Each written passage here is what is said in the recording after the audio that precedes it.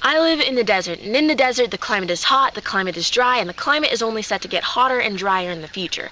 This increases the risk for heat stroke and severe dehydration. Shared symptoms include hot, dry skin, strong, rapid pulse, and inability to sweat, and thirst. Now, both of these medical conditions can lead to death, and they have. Last summer, 2 German tourists went hiking in the desert and died of heat stroke in Tucson. In Phoenix, an experienced hiker died of heat stroke and severe dehydration while hiking. Now, these medical conditions can lead to death, and if precautions are not taken, heat stroke and severe dehydration caused by the intense heat of the sun caused by climate change will only lead to more deaths in the future. Now, there are many ways hikers try to combat heat stroke and severe dehydration. I carry a water bottle with me, or if you're hiking in a wet area, you can bring a filter straw and drink from a lake. An organization in Tucson provides emergency water stations near the border.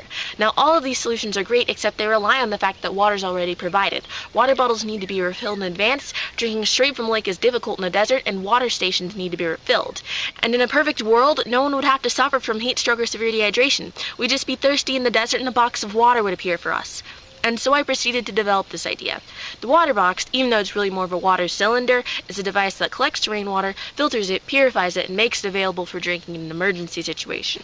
Here's how it works along with a small-scale demonstration. The Waterbox collects rainwater through an opening of mesh filters in a funnel that doubles as a twistable lid to the box. The body is made out of vacuum-insulated stainless steel like in a thermos cup. The goal is for the water not to get too hot because that's the last thing a hiker suffering from heat stroke needs.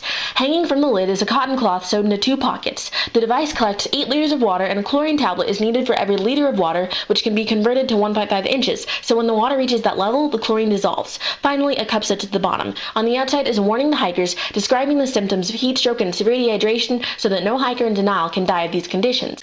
It'd be best if the device could be placed so that during the hottest part of the day it's covered by shade, and also so that the device can collect rainwater. You could bury the water box to keep it safe from animals or elevate it to signify to hikers that it exists. You could tie a colorful tie on a tree, have a flag, or paint the device. The water box is a great way to have an emergency water system that doesn't interfere with the ecosystem too much. Now you might be wondering, could I do this in my community? And yes you could, especially if you live in Australia or North or South Africa. Reports say that the climate of Australia today is the climate of the American Southwest by 2050. This means that the device could work in similar climates like Australia or North or South Africa. All of these regions are dry desert climates with monsoon seasons, during which most of the rainwater can be collected.